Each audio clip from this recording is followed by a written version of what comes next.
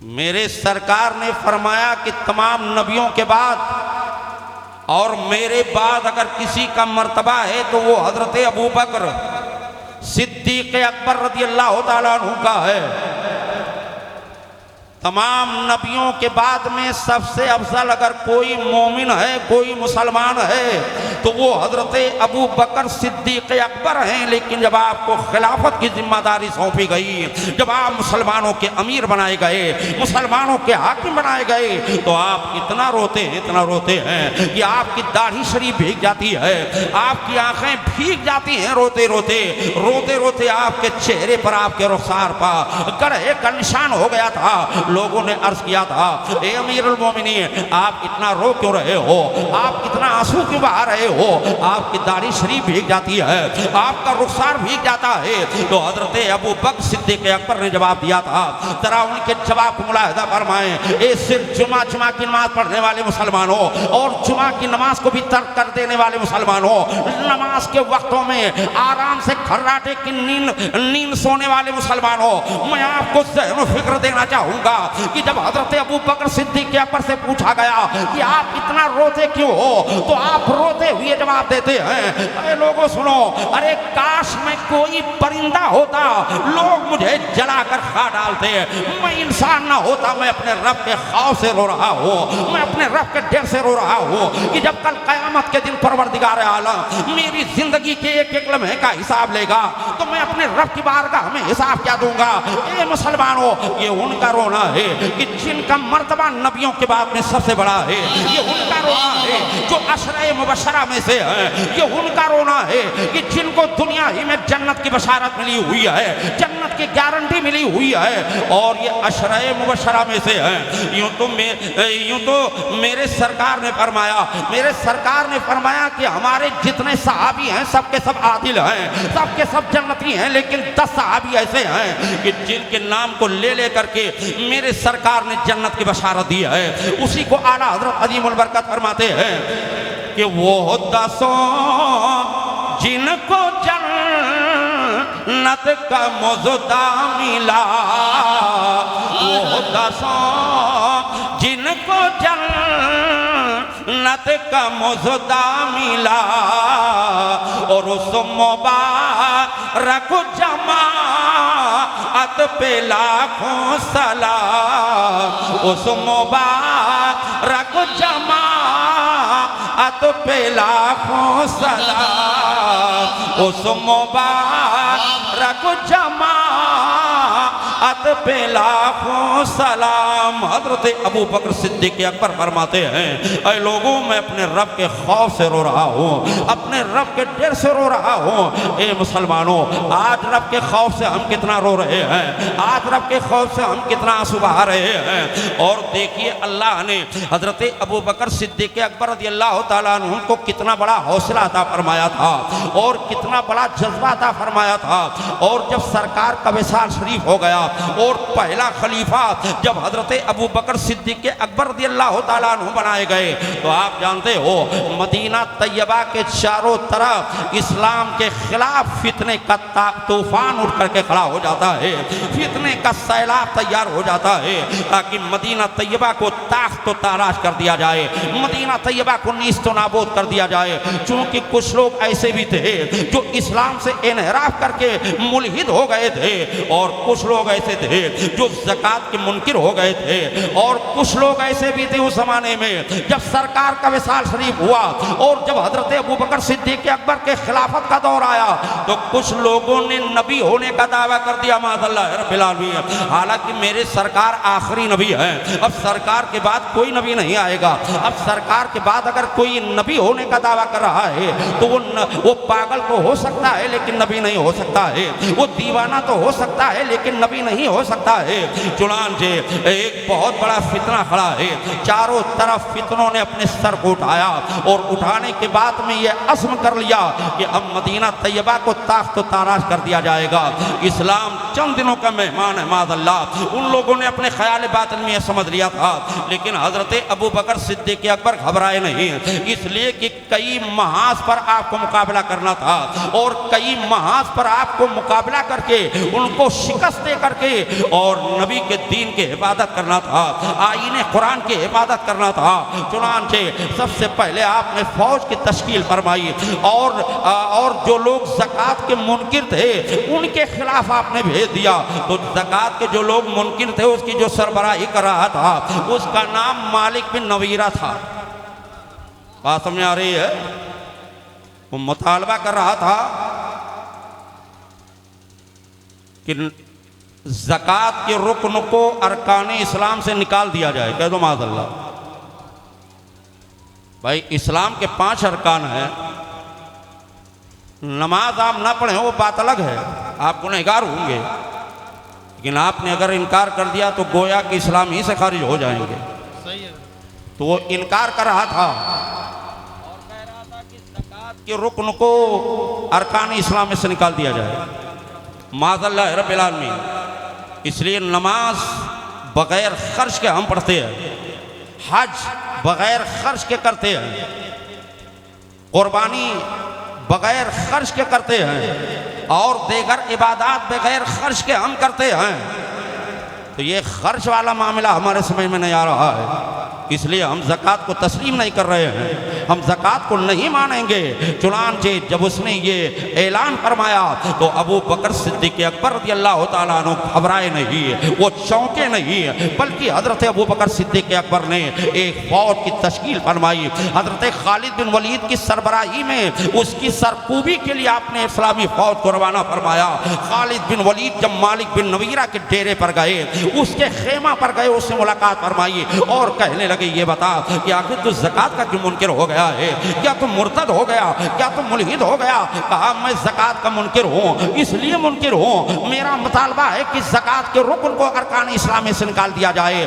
आपने फरमाया कि तुम मुल्हिद हो गया, तुम मुशरिक हो गया, इसलिए तेरा जीने का कोई हक नहीं है। चुनांचे हज़रत खालिद बिन वलीद ने उसकी फ़ौज के साथ मुकाबला किया, यहाँ तक कि हज़रत खालिद बिन वलीद को फतह मिल गई, उसकी फ़ौज को शिकस्त हो गई, मालिक बिन नवीरा कत्ल कर दिया गया। चुनांचे ये मुल्हिदीन का जो मुल्हिद हो गए थे माने इन्हें ज़कात का फितना खत्म हो गया।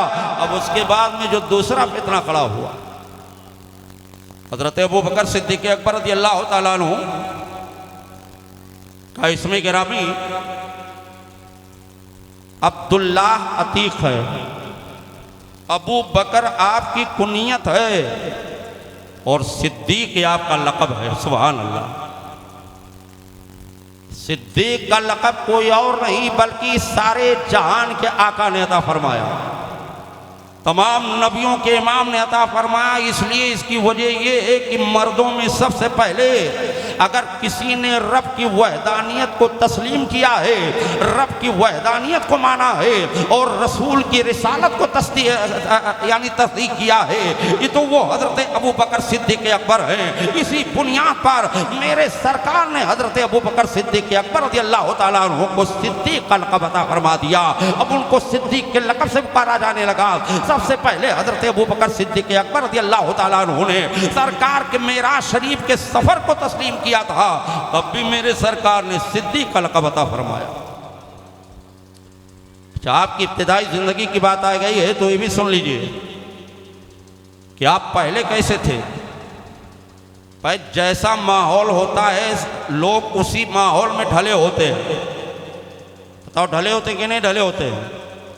अच्छों की सोहबत अच्छा बना देती है और बुरों की सोहबत बुरा बना देती है। बताओ बात सही है कि नहीं है? अच्छों के सोहबत में रहोगे तो तुम्हारे अंदर अच्छाइयाँ आ जाएंगी और बुरों के सोहबत में रहोगे तो तुम्हारे अंदर बुराइयाँ आ जाएंगी। कुफ्र और शिर्क के माहौल में रहने के बावजूद भी हज़रत अबू बकर सिद्दीक़ अकबर रज़ियल्लाहु ताला अन्हु ने कभी भी शराब को हाथ नहीं लगाया। हज़रत अबू बकर सिद्दीक़ अकबर ने कभी भी गैरुल्लाह के सामने अपने पेशानी को खम नहीं किया, उसको माबूद नहीं माना। हज़रत अबू बकर सिद्दीक़ अकबर रज़ियल्लाहु ताला अन्हु लड़कियों को जिंदा दरगोर करने से नागवार महसूस करते थे कि ऐसा नहीं करना चाहिए, ये जुल्म है। मक्का में 10 सरदार थे, मालदार थे, उन्हीं 10 सरदारों में एक हजरत अबू बकर सिद्दीक अकबर रज़ियल्लाहु ताला अन्हु भी हैं। ये आपकी इब्तिदाई ज़िंदगी है, ये आपकी शुरुआती ज़िंदगी है जो पूरी ज़िंदगी पाकीज़ा दिखाई दे रही है, पूरी ज़िंदगी साफ सुथरी दिखाई दे रही है। अब आइए, जब मालिक बिन नवीरा का फितना ख़त्म हुआ तो अब मुसैलमा कज़्ज़ाब जैसे बदबख्त शैतान ने नबूवत का दावा कर दिया। कहा लोगों सुनो, मैं अल्लाह का नबी हूँ। कह दो माज़अल्लाह रब्बिल आलमीन। उसने इस तरह से ऐलान किया कि जब तक मोहम्मद अरबी सल्लल्लाहु ताला अलैहि वसल्लम थे उस वक्त तक आधी नबूवत मैंने उनको दे दिया था। कह दो माज़अल्लाह, इतना बड़ा खबीस था। अब उनका इंतकाल हो गया, अब मैं पूरा नबी हूँ, मुझे पूरा नबी मानो। ये किसका कहना था? मुसैलमा कज़्ज़ाब का कहना था।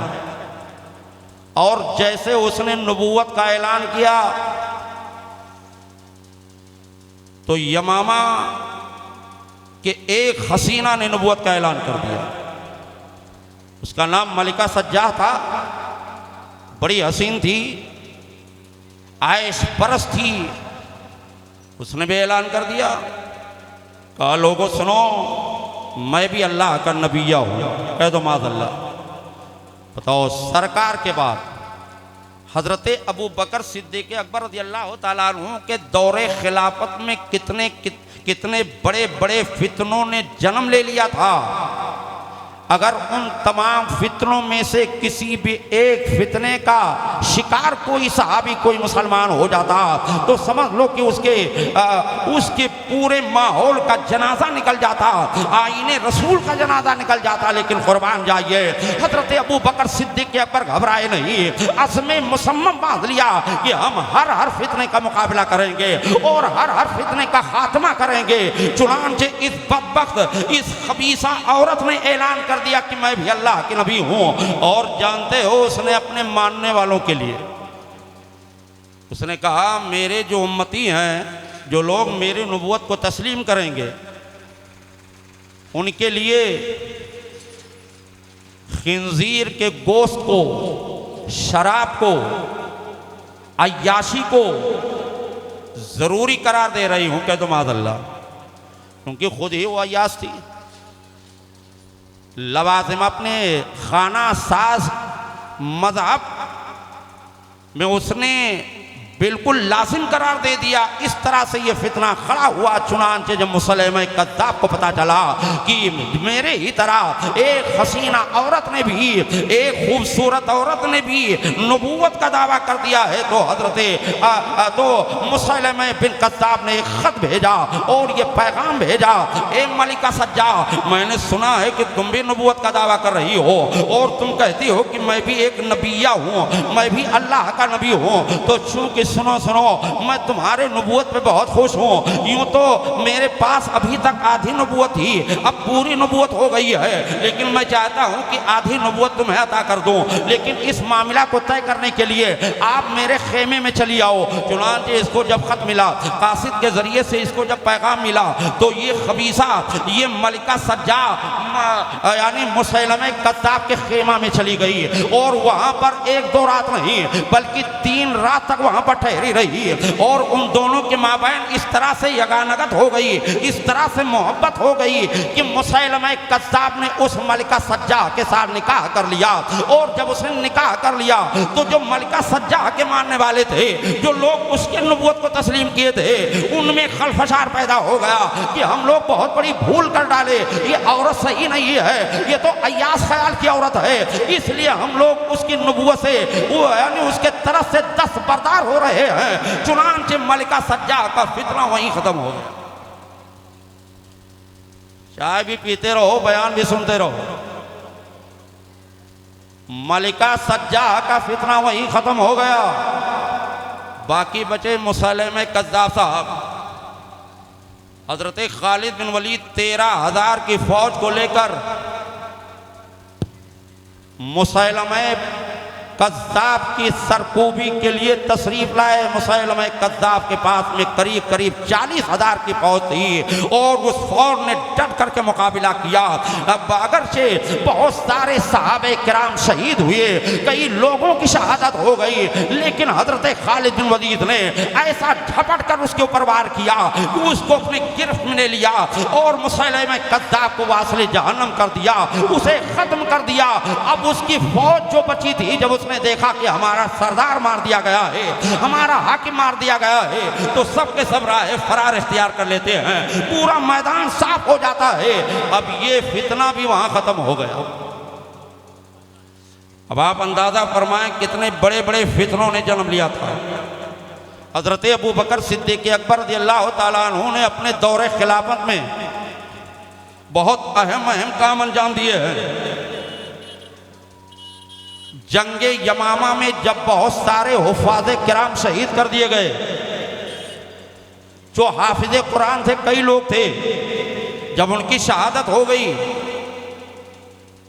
तो लोगों ने हजरत अबू बकर सिद्दीक़ अकबर रज़ियल्लाहु ताला अन्हु की बारगाह में अरीज़ा पेश किया कि हुजूर, अगर इसी तरह से हुफ़ाज़े किराम शहीद होते रहेंगे तो कहीं ऐसा ना हो कि जो कुरान की आयतें हैं, जो कुरान की मुंतशिर मज़ामीन हैं, वो कहीं ज़ाये ना हो जाएं, कहीं इधर उधर ना हो जाएं और हम लोग उससे महरूम रह जाएं। इसलिए ज़रूरत है इस बात की कि कुरान मुक़द्दस की जो मुंतशिर मज़ामीन हैं, सारी मज़ामीन को इकट्ठा करके उसे किताबी सूरत दी जाए, किताबी शक्ल दी जाए। चुनांचे सबसे पहले तो हज़रत अबू बकर सिद्दीक़ अकबर ने इनकार कर दिया, कहा यह काम मैं कैसे कर सकता हूँ, जिस काम को अल्लाह के प्यारे हबीब सल्लल्लाहु ताला अलैहि वसल्लम ने नहीं किया वो काम मैं कैसे कर सकता हूँ अपनी मर्ज़ी के मुताबिक। लेकिन उसके बावजूद भी जब हज़रत उमर फारूक आज़म ने बहुत जोर डाला तो आप तैयार हो गए। तो ठीक है, ये तो अच्छी बात है, इसलिए कि कुरान मुक़द्दस के मुंतशिर मज़ामीन को इकट्ठा करके और उसको किताबी सूरत दी जाए। हज़रत अबू बकर सिद्दीक़ अकबर ने कातिबे वही जो कुरान को लिखा करते थे हजरत ज़ैद बिन साबित रज़ियल्लाहु ताला अन्हु को बुलाया और उन्हें हुक्म दिया कि कुरान मुक़द्दस के मुंतशिर मज़ामीन को इकट्ठा करें। तो वो मुंतशिर मज़ामीन कहाँ थे? पत्थरों के टुकड़ों पर लिखे, पत्थर के टुकड़ों पर आयतें लिखी हुई थी, उसको इकट्ठा किया गया। खजूर के पत्तियों पर लिखे हुए थे और उसके अलावा यानी ऊँट की हड्डियों पर कुरान की आयतें लिखी हुई थी और हिरन की झिल्लियों पर लिखी हुई थी आयत करीमा। इन तमाम आयतों को इकट्ठा करके हजरत अबू बकर सिद्दीक़ अकबर रज़ियल्लाहु ताला अन्हु ने उसे किताबी सूरत दी, यानी किताबी शक्ल अता फरमा दी। ये बहुत अहम काम था जो आपने अपने दौरे खिलाफत में अंजाम दिया। और हजरत अबू बकर सिद्दीक़ अकबर रज़ियल्लाहु ताला अन्हु ने जो खुतबा दिया था जब आप खलीफा हुए, और पहला पैगाम जो अपनी कौम के नाम दिया था, जरा उस पैगाम का मुलाहिज़ा फरमाएं। आपने पैगाम दिया था, ऐ लोगों सुनो, मैं तुम्हारा सरदार बना गया हूं जब तक कि मैं, हालांकि हम तुम लोगों से अच्छे नहीं हैं। अबू बकर सिद्दीक़ अकबर की खाकसारी आप मुलाहिज़ा फरमाएं, लोगों में तुम्हारा सरदार बनाया गया हूँ, हालांकि हम तुमसे अच्छे नहीं हैं। बस ये है कि जब तक कि हम नेक रास्ते पर चलते रहें, तुम्हारे ऊपर फ़र्ज़ है कि आप हमारी मदद करें, हमारा तायुन करें, और अगर हम नेक रास्ते से हट जाएं तो हमको नेक रास्ते पर लाने के लिए मजबूर करें। और सुनो, नमाज को आप तर्क ना करें और दीगर जो इस्लाम की ज़रूरी बातें थे आपने नसीहत फरमाई। और ये फरमाया, ऐ लोगों, जब तक कि हम अल्लाह और उसके रसूल की इताअत करते रहें उस वक्त तक के तुम्हारे ऊपर फर्ज है कि तुम लोग भी हमारी इताअत करो। और जब हम अल्लाह और उसके रसूल की इताअत करना छोड़ दें तो अब तुम्हारे ऊपर मेरी इताअत करना फर्ज नहीं है, अब हमारी इताअत नहीं करोगे। चुनांचे ये पैगाम था जो हजरत अबू बकर सिद्दीक़ अकबर ने दिया था। हजरत अबू बकर सिद्दीक़ अकबर रज़ियल्लाहु ताला अन्हु अगर कोई लश्कर मदीना तैयबा से रवाना फरमाते रूम पर या मुल्क शाम की तरफ, तो अपने जो लश्कर के सरदार थे उनको नसीहत किया करते थे, उन्हें ये समझा करके भेजा करते थे कि देखना, बच्चों पर हथियार न उठाना, औरतों पर हमला न करना। अगर कोई धर्म का रहनुमा है, अगर कोई मजहब का रहनुमा है, खा वो पादरी हो, खा वो कोई भी रहनुमा हो, खबरदार खबरदार उसको तकलीफ ना देना, किसी के इबादत गाह पर हमला ना करना। ये पैगाम था। हरी खेतियों को तबाह मत करना, दरख्तों को मत काटना, ये पैगाम था। बूढ़ों पर हमला ना करना, औरतों पर हमला ना करना, बीमारों पर हमला ना करना, और जहां तुम फतेह पा जाओ वहां के लोगों के साथ अच्छा सलूक करना, उनके खाने पीने का ख्याल रखना, उनके रहने सहने का ख्याल रखना, खुद तकलीफ कर लेना लेकिन रियाया को तकलीफ मत देना, अपने मफतूहा इलाका में रहने वालों को तकलीफ मत देना। ये पैगाम था हजरत अबू बकर सिद्दीक़ अकबर रज़ियल्लाहु ताला अन्हु का। तो चूंकि इजमाली तौर पे हमको बयान करना है, वक्त काफ़ी होता जा रहा है। हजरत अबू बकर सिद्दीक़ अकबर रज़ियल्लाहु ताला अन्हु ये पता लगाया करते थे कि मेरी निगरानी में कोई भूखा तो नहीं मर रहा है, कोई बीमार तो नहीं है कि जो बगैर पैसा के दवा के घूंट के लिए तरस रहा हो, जो दवा के एक टेबलेट के लिए तरस रहा हो, कोई अंधा तो नहीं है कि जिसकी कोई किफालत ना कर रहा हो, जिसका कोई कफील ना हो, कोई परेशान तो नहीं है कि अपनी परेशानी में अपनी ज़िंदगी को बसर कर रहा हो। इस तरह से हज़रत अबू बकर सिद्दीक़ अकबर रज़ियल्लाहु ताला अन्हु पता लगवाया करते थे, और इसके पता लगाने के लिए एक मुहक्मा कायम फरमाया था। अगर इस तरह से कोई मिल जाता, कोई गरीब मिल जाता, कोई मिस्कीन मिल जाता, कोई यतीम मिल जाता, कोई बेवा मिल जाता, कोई बीमार मिल जाता, तो हज़रत अबू बकर सिद्दीक़ अकबर रज़ियल्लाहु ताला अन्हु उसकी किफ़ालत की जिम्मेदारी कबूल कर लिया करते थे, उसकी जिम्मेदारी बताते खुद ले लिया करते थे, बैतुल माल से उसकी इमदाद किया करते थे, उसके दवा का इंतजाम करते थे, उसके खाने पीने का इंतजाम करते थे, रहने सहने का इंतजाम किया करते थे। ये हजरत अबू बकर सिद्दीक़ अकबर रज़ियल्लाहु ताला अन्हु का दस्तूर बना हुआ। हजरत अबू बकर सिद्दीक़ अकबर रज़ियल्लाहु ताला अन्हु 2 साल 7 महीने तक खिलाफत के फ़राइज़ को अंजाम दिए। 2 साल 7 महीने के बाद आप पर अलालत हुई, आप बीमार हुए, और उसी बीमारी की हालत में आपने अपने घर वालों को बुला करके वसीयत फरमाई, ऐ मेरे घर वालों सुनो, मेरे जिम्मा बैतुल माल का कुछ कर्ज है, मेरे मकान को बेच करके कर्ज को अदा कर देना। ये बैतुल माल क्या है? जो शाही खजाना था। कहा मेरे मकान को बेच करके कर्ज को अदा कर देना। और दूसरी वसीयत ये फरमाई थी कि सुनो, जब मेरा इंतकाल हो जाएगा, जब मेरा विसाल हो जाएगा, तो मेरे कफन के लिए नए कपड़े मत लाना, बल्कि मेरे ये जो पुराने कपड़े हैं इसको धुल करके साफ कर लो, और जब मेरा इंतकाल हो जाएगा तो उसे मुझे नहला करके उसी पुराने कपड़े में लपेट करके कब्र के हवाले कर देना। बस ये है कि मुझे नबी के पहलू में दफन करना, यार के पहलू में दफन करना, नबी कौनैन सल्लल्लाहु ताला अलैहि वसल्लम के पहलू में दफन करना। चुनांचे जब हजरत अबू बकर सिद्दीक़ अकबर रज़ियल्लाहु ताला अन्हु के विसाल शरीफ का करीब आया, आपका विसाल शरीफ हुआ, यानी 2 साल 6-7 माह तक आप खिलाफत के उमूर को अंजाम देते रहे। आपको गुंबद खदरा में नबी कौनैन सल्लल्लाहु ताला अलैहि वसल्लम के पहलू में आपको दफन किया गया। यूं तो आपके इतने फजाइल हैं कि अगर बयान किया जाए तो महीना तो बहुत कम है, सालों साल काफी है, सालों साल ना काफी है, आपके फजाइल नहीं खत्म हो सकते हैं। मैं इजमाली तौर पर यानी इस मौजू को समेट करके और अपनी मौजू को मैं आगे बढ़ाने की कोशिश कर रहा हूँ, इसलिए कि इसके बाद आप जिस तारीख को सुनने के लिए बेकरार हैं, जिस तारीख को सुनने के लिए बेचैन हैं, हम उसको महसूस कर रहे हैं। आप चाहते हैं जल्दी से जल्दी फजाइल अहले बैत और अज़मत अहले बैत और अज़मत हसनैन करीमैन हमें सुनने का मौका मिले। कि जो तरतीब है तरतीब से चल रहा हूँ। हज़रत अबू बकर सिद्दीक़ अकबर रज़ियल्लाहु ताला अन्हु का विसाल शरीफ हुआ। ये तो आप हज़रात बारहा सुनते रहते हैं कि आपके जनाजे को दरवाज़े रसूल पर ले जाया गया। दरवाज़ा बजाते खुद खुल गया। गोया कि अल्लाह के नबी ने इजाज़त अता फरमा दी कि मेरे यार को मेरे ही पहलू में आने दो। माशाअल्लाह। सरकार को वहीं दफन किया गया। अब सरकार के बाद में बिला इख्तिलाफ के बड़ी आसानी के साथ में दूसरी खिलाफत हज़रत उमर फारूक आज़म रज़ियल्लाहु ताला अन्हु को मिलती है। कितना टाइम हुआ है?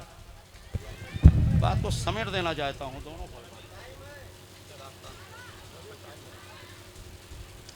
दुरूद पाक पढ़ ले।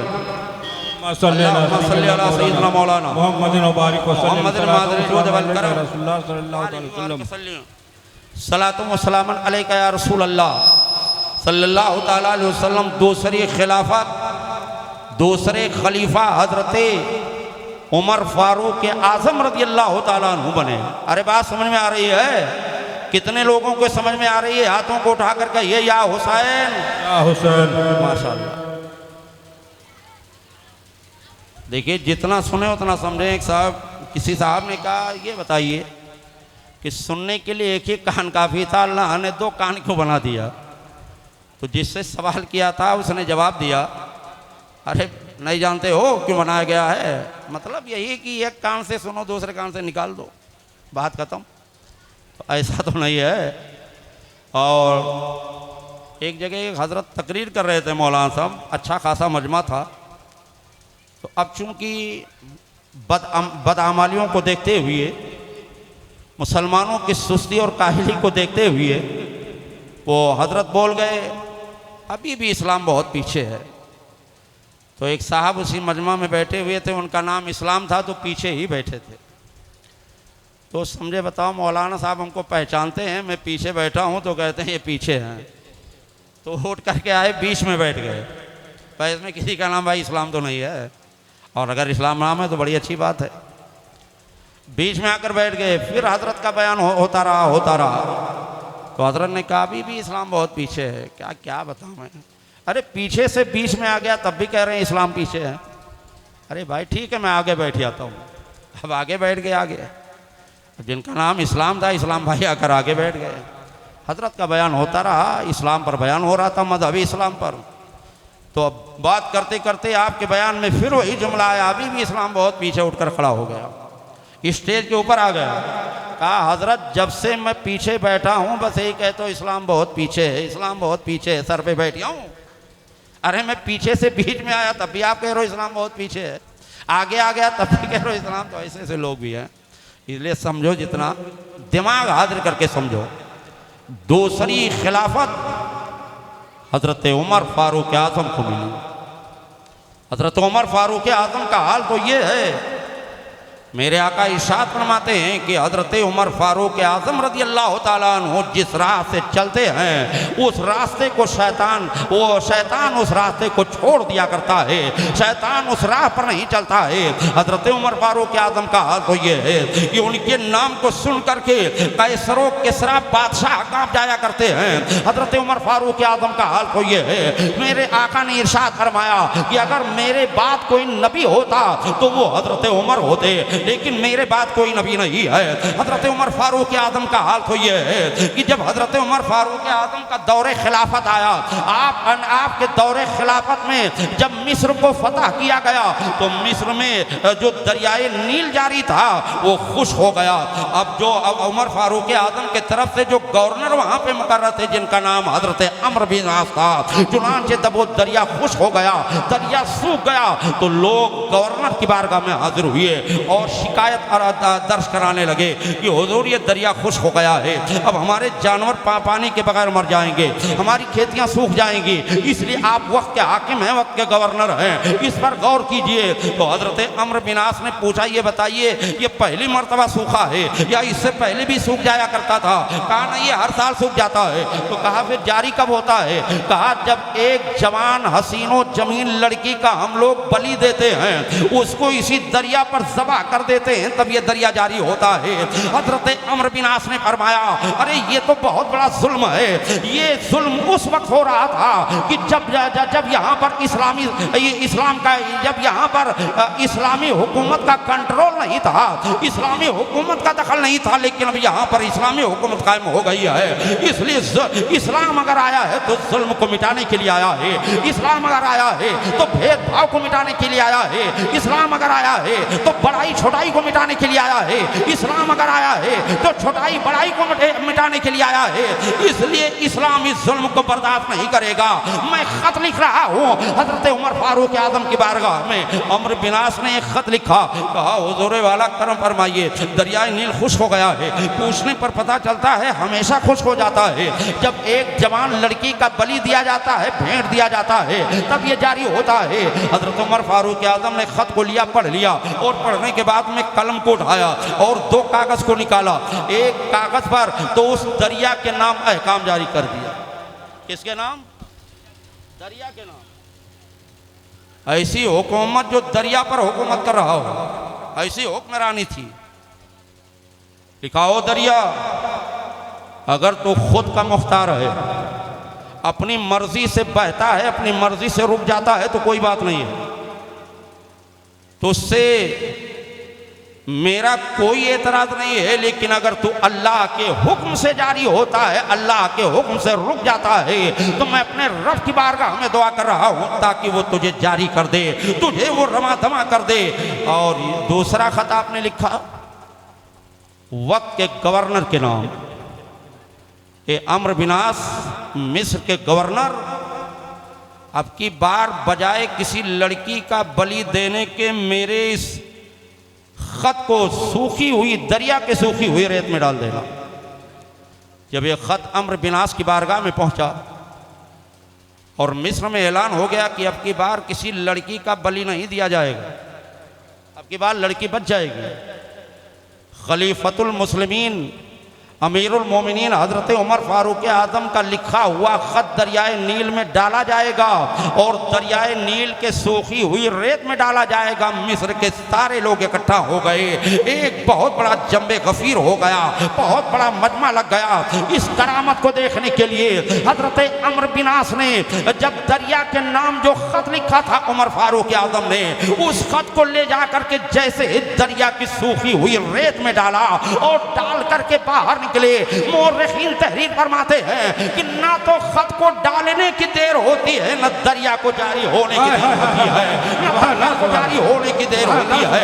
ये धमक है हजरत उमर फारूक आजम की, ये हुकूमत है हजरत उमर फारूक आजम की। हजरत उमर फारूक आजम का हाल तो ये है कि एक मरतबा हजरत उम्मुल मोमिनीन आयशा सिद्दीक़ा रज़ियल्लाहु ताला अन्हा ने पूछा, या रसूल अल्लाह सल्लल्लाहु ताला अलैहि वसल्लम, आसमान पर जितने तारे हैं क्या उतनी नेकियां हैं किसी के पास में? तो मेरे आका ने इरशाद फरमाया, हाँ उतनी नेकियां हजरत उमर इब्न खत्ताब की है। अब आप कैलकुलेटर लगा करके शुमार कर लीजिए कितनी नेकियां, कोई तारा गिन पाएगा कितने तारे हैं? बेशुमार नेकियां आपके पास में है। लेकिन आप भी खौफ इलाही से बहुत रोया करते थे, खौफ इलाही से आप रातों रात रोया करते थे। हजरत उमर फारूक आजम का भी यही दस्तूर था कि आप पता लगाया करते थे कि मेरी निगरानी में क्या कोई भूखा तो नहीं है, कोई बीमार तो नहीं है, कोई परेशान तो नहीं है। जब आपने पता लगाया तो पता ये चला कि एक नाबीना है जो बीमार रहा करता है और फला पहाड़ी के खोह में रहता है। हजरत अबू बकर सिद्दीक अकबर रज़ियल्लाहु ताला अन्हु उसके लिए खाना दिया करते थे, उसे ले जाकर के खाना खिलाया करते थे। हजरत उमर फारूक आजम को जब यह पता चला कि खलीफे अव्वल उस बीमार को मजबूर को खाना खिलाया करते थे, तो मैं भी उसे खाना खिलाऊंगा, मैं अपनी दौरे हुकूमत में, दौरे खिलाफत में उसे तकलीफ नहीं होने दूंगा। चुनांचे हजरत उमर फारूक आजम खुद नहीं गए बल्कि अपने गुलाम के जरिए खाना भिजवा दिया। और जब गुलाम ने खाना ले जा करके उस अंधे बीमार के पास में रखा तो बीमार थोड़ी देर तक खामोश रहा और उसके बाद में उसने कहा, हाय अफसोस, हमें तो ऐसा लग रहा है कि जैसे हजरत अबू बकर सिद्दीक अकबर का विसाल हो गया हो, उनका इंतकाल हो गया हो। तो लाने वाले गुलाम ने कहा, हाँ अल्लाह के बंदे, उनका विसाल तो हो ही गया है, उनका इंतकाल तो हो ही लग गया है, लेकिन ये बता तुझे कैसे पता चल गया? कहा मुझे ऐसे पता चला कि जब हजरत अबू बकर सिद्दीक अकबर खाना लाया करते थे तो बताते खुद आया करते थे और मुझे बेदार करते थे अगर मैं सोया रहता था।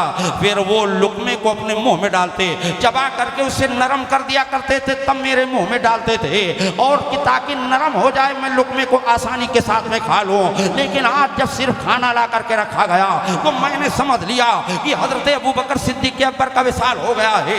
ये करीमाना इखलाक था हजरत अबू बकर सिद्दीक अकबर रज़ियल्लाहु ताला अन्हु का। चुनांचे हजरत उमर फारूक आजम का एक दस्तूर ये भी बना हुआ था कि जब मदीना तैयबा के सारे लोग आराम की नींद सो जाया करते थे, जब सारे लोग सन्नाटे का माहौल होता था, सारे लोग अपने बिस्तर इस्तराहत पे आराम फरमा होते थे, तो वक्त के खलीफा हजरत उमर फारूक आजम रज़ियल्लाहु ताला अन्हु मदीना तैयबा का और मदीना तैयबा के बाहर जो गिरदो नवा है उसका दौरा किया करते। किसी हाकिम को इस तरह से देखा है? और कौन हाकिम? पहले उनके दबदबे को और उनके खासारी को आप देख लें, फिर ये वाकया मैं बयान कर रहा हूं। कितना टाइम हुआ है? कह दीजिए या हुसैन, और एक मर्तबा के या रसूल अल्लाह। हजरत उमर फारूक आजम ने जब बैतुल मुकद्दस को फतह करने के लिए उबैदा बिन जर्राह को भेजा, ये इस्लामी फौज के एक बहुत बड़े सिपा सालार थे और बड़े ही माहिर थे जंगी मामले में। जब बैतुल मुकद्दस के किला का मुहासरा किया तो 40 रोज तक या 4 माह तक मुहासरा किए रहे। उसके बाद किला के छत पर जो बड़े पेड़ पादरी थे, वो पादरी लोग किला के छत पर चढ़ करके और इन रसूलुल्लाह सल्लल्लाहु ताला अलैहि वसल्लम के दीवानों से खिताब फरमाया, मुखातब हुए, कहा है लोगों सुनो, हमें आप लोगों से कोई तकलीफ नहीं है, आप मुहासरा किए हैं अच्छी बात है, हम ये नहीं चाहते हैं कि हमारो और आपके बीच में खून खराबा हो, हमारो और आपके बीच में जंगो जिदाल हो, हम ये कतई नहीं चाहते हैं, हम सबके सब अमन पसंद हैं, बस एक शर्त है, उस शर्त को आप मान लीजिए, हम ये किला आपके हवाले कर देंगे, आपकी फौज के हवाले कर देंगे। उबैदा बिन जर्राह ने फरमाया, अच्छा बताओ वो शर्त क्या है? बहुत गौर से सुनिएगा, तारीख़ इस्लाम की तारीख बयान कर रहा हूँ। और जो कौम अपनी तारीख को भुला देती है वो कौम पस्ती में डाल दी जाती है। किसी कौम को अपनी तारीख नहीं भुलानी चाहिए। तुम्हारे पास तो एक तारीख है, तुम्हारे पास तो मिसाल है, उस पर अमल करो। नमाज कैसे पढ़ें, रोज़ा कैसे रखें, हज कैसे करें, गुनाहों से कैसे बचें, ये सारी मिसालें हमारे और आपके सामने हैं। सुनो, तो पादरियों ने कहा सुनो, शर्त यह है कि अपने अमीरुल मोमिनीन उमर इब्ने खत्ताब को यहाँ भेज दो, बुलवा लो, ताकि हम उनसे कुछ बात कर लें, कुछ शराइत रख दें, और उन शराइत को अगर वो कबूल करें तो हम बड़ी आसानी के साथ में इस किला को आपके हवाले कर देंगे। हज़रत उबैदा बिन जर्राह ने फरमाया, इसमें कौन सी बड़ी बात है, बुला लेता हूँ। आपने कासिद के ज़रिए पैगाम भेजा। जब कासिद मदीना तैयबा में पहुंचा, उमर फारूक आजम को इतला दी गई तो हज़रत उस्मान गनी रज़ी अल्लाह ताला अन्हु ने फरमाया क्या ज़रूरत है जाने की, इसलिए कि वो लोग वैसे ही किला को हवाले कर देंगे। तो हज़रत मौला अली शेर खुदा रज़ी अल्लाह ताला अन्हु ने फरमाया नहीं, अमीरुल मोमिनीन को जाना चाहिए, इसलिए वो लोग बुला रहे हैं। हज़रत उमर फारूक आज़म ने फरमाया हाँ जाना ही चाहिए। अब ये तैयार हो गए। जब ये तैयार हुए तो अपने साथ में किसी कमांडो को नहीं लिया, किसी सीआईडी को नहीं लिया, हिफाजती दस्ता नहीं लिया। इतने बड़े हुक्मरान कि जिनके नाम को सुनकर रोम के, चीन के, ईरान के बड़े बड़े शहंशाह कांप जाया करते थे, उस हुक्मरान ने, उस हुक्मरान की सादगी देखिए, उसकी खाकसारी देखिए। उसने किसी को साथ में नहीं लिया, बल्कि सिर्फ एक गुलाम को अपने साथ में लिया और एक ऊंट को लिया। उसी ऊंट पर दोनों लोग बैठ जाया करते थे। और लिबास क्या पहन कर गए, आप सुनोगे तो ताज्जुब करोगे। आपका लिबास फटा हुआ था, पेवन लगे हुए थे। कहाँ जा रहे थे? रोम के हुक्मरानों से मुलाकात करने के लिए जा रहे थे। बैतुल मुकद्दस के पादरियों से मुलाकात करने के लिए की गरज से चले तो उसी फटे हुए लिबास को पहने हुए हैं, उसी पेवन वाले लिबास को पहने हुए हैं। खजूरों को ले लेते हैं खाने के लिए, एक मशकीज़ा पानी लेते हैं। सहाबे किराम ने अर्ज़ किया हुजूर, चूंकि आप दुश्मनों से मुकाबला करने के लिए मुलाकात करने के लिए जा रहे हो, इसलिए ज़रूरी है कि आप कोई अच्छा लिबास पहन लीजिए ताकि उसका असर उन लोगों पर पड़े। इस लिबास को देख कर वो क्या समझेंगे कि इतने बड़े हुक्म, इतने बड़े शहंशाह इस तरह से सादगी साथ में रहा करते हैं। हज़रत उमर फारूक आज़म ने फरमाया, अरे लोगों सुनो, हमें जो अल्लाह ने इज्जत अता फरमाई है वो लिबास के जरिए नहीं अता फरमाई है, वो खिलाफत के जरिए नहीं अता फरमाई है, बल्कि अल्लाह ने हमें जो इज्जत अता फरमाई है वो मोहब्बत रसूल के जरिए अता फरमाई है, मोहब्बत अहले बैत के जरिए अता फरमाई है। पता ये चला कि मोहब्बत अहले बैत रसूल से मोहब्बत करो, नबी से सच्ची मोहब्बत करने लगो, सारी दुनिया तुम्हारी इज्जत करने लगेगी, सारी दुनिया तुम्हारे वकार को समझने लगेगी। चुनांचे उसी हालत में हजरत उमर फारूक आज़म वहां पहुंचे तो अपने लश्कर के खेमा में पहुंचे। लोग खड़े होकर आपका इस्तकबाल किए। भाई वक्त के खलीफतुल मुस्लिमीन आए हुए हैं।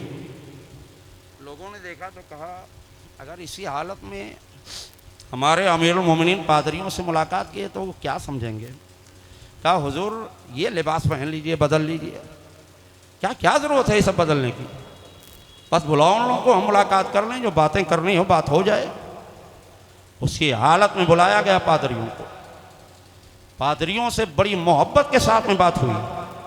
उन्होंने कुछ शर्तें रखी, अमीरुल मोमिनीन ने उसे कबूल कर लिया। पादरियों ने किला को आपके हवाले कर दिया। आपने ताकीद फरमाई, ए मेरे लश्करियों, इन पादरियों की हिफाजत करना, इनके इबादत गाहों की हिफाजत करना, इन्हें किसी तरह से तकलीफ नहीं देना। और बहुत सारी शर्तें थे जिन शर्तों को बयान करने के लिए काफ़ी वक्त चाहिए।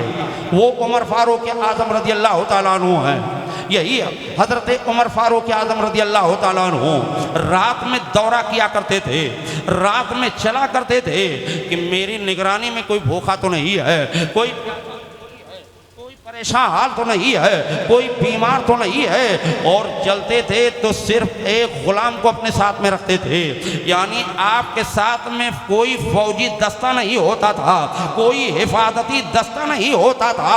अल्लाह अकबर। अब दुनिया हैरान है कि इतना बड़ा हुक्मरान कि जिसके नाम को सुनकर दुनिया के सारे बड़े बड़े शहंशाह कांप जाया करते थे, वो तनहा सफर कर रहा है। किसी ने सवाल कर दिया था, अरे हुजूर आपको डर नहीं लग रहा है? आपके तो बहुत सारे मुखालिफीन हैं, बहुत सारे दुश्मन हैं, यहूदी भी दुश्मन हैं, ईसाई भी दुश्मन हैं, फारसी भी दुश्मन हैं। कहीं किसी दुश्मन की तरफ से आपके ऊपर हमला ना हो जाए, आप अपने साथ में हिफाजती दस्ता क्यों नहीं रखते हैं? कमांडो क्यों नहीं रखते हो? सीआईडी क्यों नहीं रखते हो?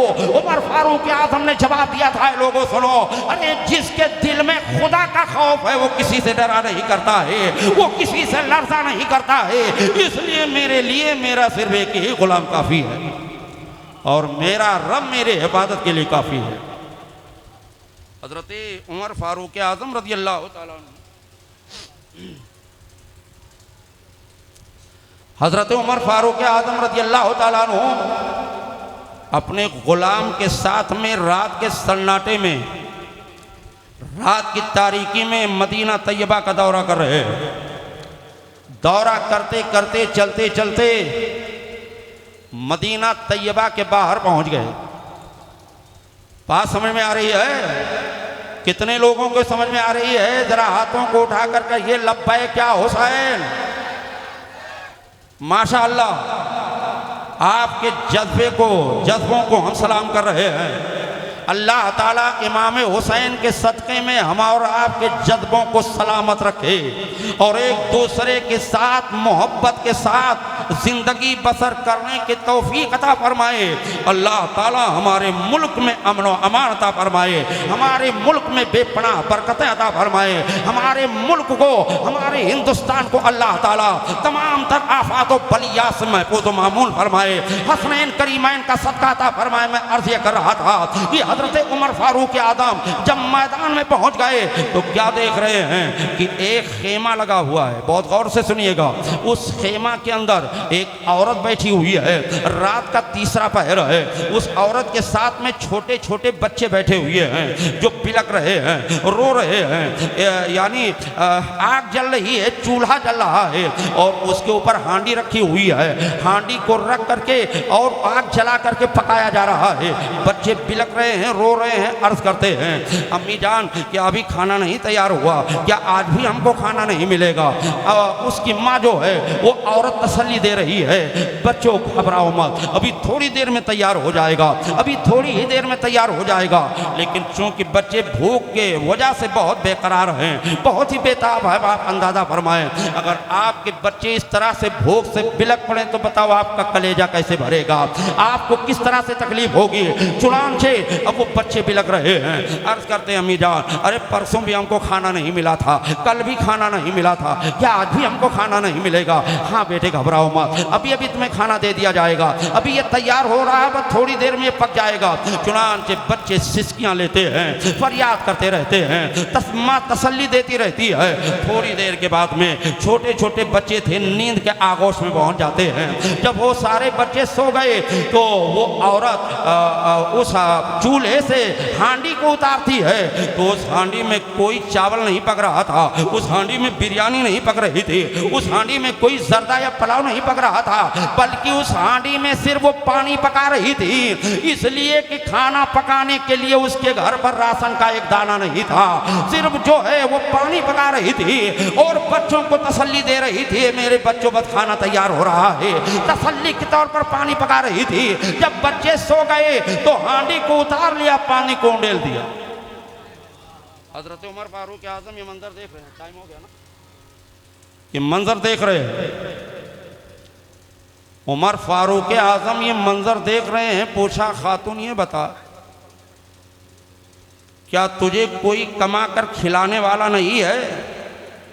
तो तेरी कोई किफालत करने वाला नहीं है? तो उस औरत ने जवाब दिया कि अगर मेरा कोई किफालत करता तो वक्त के अमीरुल मोमिनीन, वक्त के खलीफतुल मुस्लिमीन हज़रत उमर फारूक आज़म करते।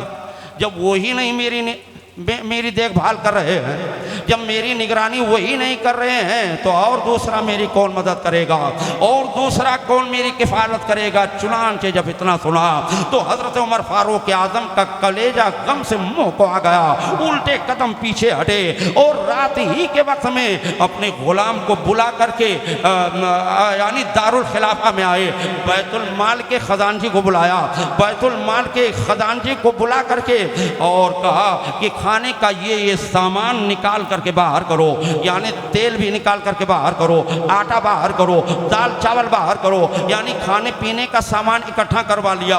एक बोरा सामान हो गया और उस बोरे का मुंह बांध करके हजरत उमर फारूक आज़म अपने पीठ पर रखने लगे। तब तक कि गुलाम ने आपके हाथ को पकड़ लिया, अर्ज करने लगा हुजूर मेरे होते हुए, अरे गुलाम के होते हुए बोझ आप लेकर के जाएंगे, ये गट्ठर आप लेकर के जाएंगे उमर फारूक आज़म क्या आंखों में आंसू आ गए। उमर फारूक आजम फरमाते हैं, ए मेरे गुलाम, आप तुम मेरे बोझ को उठा करके लेकर के चलने के लिए तैयार है, लेकिन क्या कल कयामत के दिन भी तुम मेरे गुनाहों के बोझ को अपने कंधे पर उठाने के लिए तैयार होगा?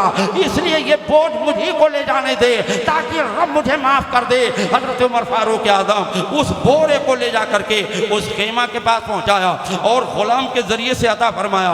कहा, खातून ये तुम्हारे खाने पीने का सामान है, इसमें चावल है, आटा है, मसाला है, तेल है, सब कुछ है, और अपने बच्चों के खाने का इंतजाम करो, उन्हें खाना उन्हें जो है पका करके खाना खिला दो। अब वो औरत बहुत खुश होती है, रब का शुक्र अदा करती है और रब की बारगाह में अर्ज करती है, ए परवरदिगार आलम, इस जिस बंदे ने मेरी मदद फरमाई है, इस अल्लाह के बंदे ने मेरी मदद फरमाई है, ये अल्लाह तो इसे खुशहाली अता फरमा दे, ये अल्लाह इसको उम्र दराज अता फरमा दे, ये अल्लाह तो इसकी मदद फरमा, हमेशा इसकी निगहबानी करना जिस तरह से इसने मेरी निगहबानी की है। इस तरह से निगरानी तो उमर इब्ने खत्ताब को करना चाहिए, लेकिन उनका तो पता ही नहीं है कि वो कहाँ रहते हैं। इतना सुना तब तक कि गुलाम ने अर्ज किया, अरे खातून, जो तुम्हारी मदद कर रहे हैं ये कोई और नहीं है, ये अमीरुल मोमिनीन उमर इब्ने खत्ताब है, ये हजरत उमर इब्ने खत्ताब है जो तुम्हारी मदद कर रहे हैं। चुनांचे वो कांप जाती है, रब की बारगाह में और दुआ करती है, अल्लाह उमर फारूक आजम को और तरक्की अता फरमा, इनकी उम्र को दराज फरमा। इस तरह से वो दुआ देती है। हजरत उमर फारूक आजम रज़ी अल्लाह ताला अन्हु के वाक़यात इस तरह से बयान किए जाते हैं। अल्लाह ताला इस महफिल नूर को कबूल फरमाए।